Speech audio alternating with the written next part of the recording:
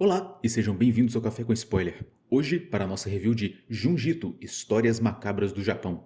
Um anime trazido a nós pela Netflix com base no grande mestre do horror, aquele que por muitos é considerado o sucessor espiritual de Lovecraft, Junji Ito, o mangaka japonês responsável pela obra tão famosa Uzumaki e muitas outras.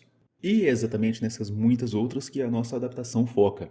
Trazendo duas das obras mais curtas do Junji Ito por episódio, essa série de 12 capítulos busca trazer para nós em uma nova mídia as grandes e consagradas obras do nosso autor. Já tentaram fazer essas adaptações antes e não tiveram tanto sucesso assim, mas agora que nós estamos com a Netflix por trás disso, a produtora de Violet Evergarden, alguns fãs acabaram se tornando mais esperançosos. Vamos ver se as esperanças foram correspondidas. Eu, por enquanto, só assisti 3 episódios, mas acho que já dá para formar uma opinião sobre a série. Vamos começar falando sobre a animação, como de costume.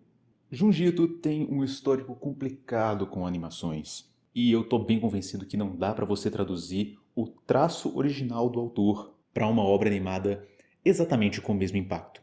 É o tipo de coisa que às vezes acontece quando o sujeito é um grande mestre do mangá e ele se torna tão especializado naquele veículo que a sua transferência para outro tipo de mídia acaba deixando a desejar. Esse tipo de coisa também aconteceu com Kentaro Miura. Por mais fidedigna e boa que seja a primeira adaptação de Berserk, o traço do mangá ainda não consegue ser perfeitamente replicado, e o nosso Junji Ito também sofre disso. Não me entenda mal, a série, por sua maior parte, tem um traço decente, um traço agradável. Mas quando você tem o mangá em mãos e você pode olhar para uma tela a qual o autor passou 8, 9 horas trabalhando nela e observar o seu horror nos seus mínimos detalhes, é bem difícil que uma animação consiga refletir este mesmo sentimento. E quando você não tem esse sentimento, uma parte do que Junji Ito tenta passar para você em suas obras acaba sendo invariavelmente perdido. E a questão é, note que eu falei que a animação está boa em sua maior parte. A porção da série da Netflix que é de fato desenhada, ela é decente, mas eles também usam CGI. Nada contra, o CGI pode ser muito bem utilizado para compor aspectos secundários da cena, elementos menos importantes, talvez o plano de fundo, e fica até muito bom, mas nos momentos onde o terror acaba sendo dependente desse CGI, o CGI deixa a desejar. Não é igual a Aranha de PNG da adaptação de Junji Ito de 2018, que é uma porqueira num nível até difícil de explicar, mas ainda assim, você tem experiências como as do episódio 3 que são drasticamente prejudicadas porque o CGI não consegue né? captar e transmitir o horror que a cena demanda. Eu nem estou falando de transmitir o traço do Junji Ito, eu estou realmente falando de transmitir o horror. O CGI não consegue. E também tem outros momentos onde ele é simplesmente ruim e deixam os personagens e seus corpos feitos em CGI balançando como se eles quase não tivessem esqueleto ou mínimo de firmeza ou comprometimento com as leis da física. É bem triste. Sobre personagens não tem tanto o que falar. Apesar de ser um universo, vamos dizer, compartilhado, os personagens tendem a mudar de obra para obra, havendo uma referência do próximo personagem na obra anterior, ou talvez um personagem de uma obra anterior apareça numa obra posterior. Isso acontece e é mais como um easter egg do que uma coisa realmente relevante, pelo menos até o episódio 3. Os personagens cumprem as suas funções, mas nenhum deles tem aquela grande personalidade na qual você se amarra e se interessa e mergulha no personagem, até porque as histórias são curtas e fazer isso não é exatamente o foco. Como disse, não tem muito o que falar por aqui.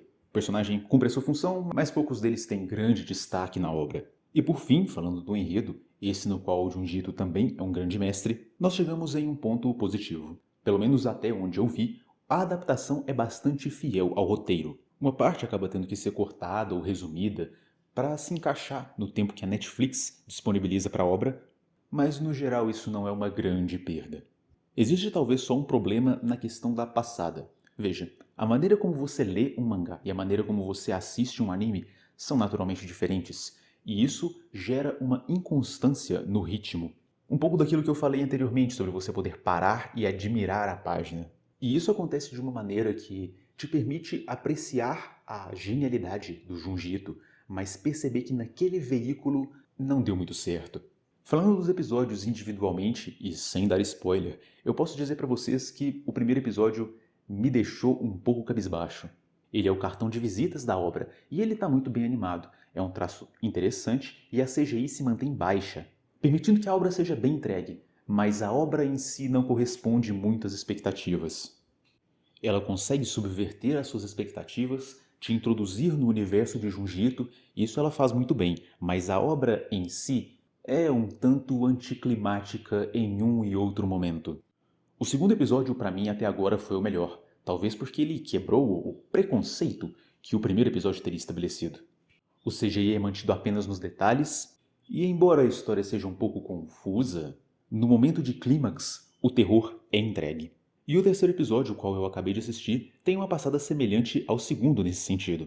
Esse, no caso, é um capítulo para um episódio, ou seja, todos os 25 minutos da Netflix são dedicados a apenas uma crônica, que é interessante, que consegue te engajar, mas aqui eles tiveram a péssima ideia de colocar o CGI como uma das partes principais da obra, e nos grandes momentos de impacto que a obra deveria ter, a experiência acaba sendo estragada por causa do CGI. No final das contas, a obra acaba sendo uma grande propaganda para que você leia Junji Ito. É claro, isso não foi feito de forma intencional, mas você consegue perceber, assistindo a nova adaptação de Junji Ito, que o autor é realmente um gênio e merece o crédito o qual ele constantemente recebe.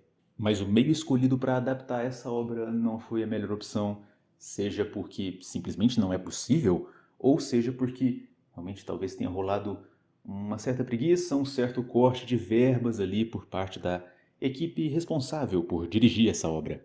Por fim, eu diria que a obra tem uma nota entre 5 e 6 de 10.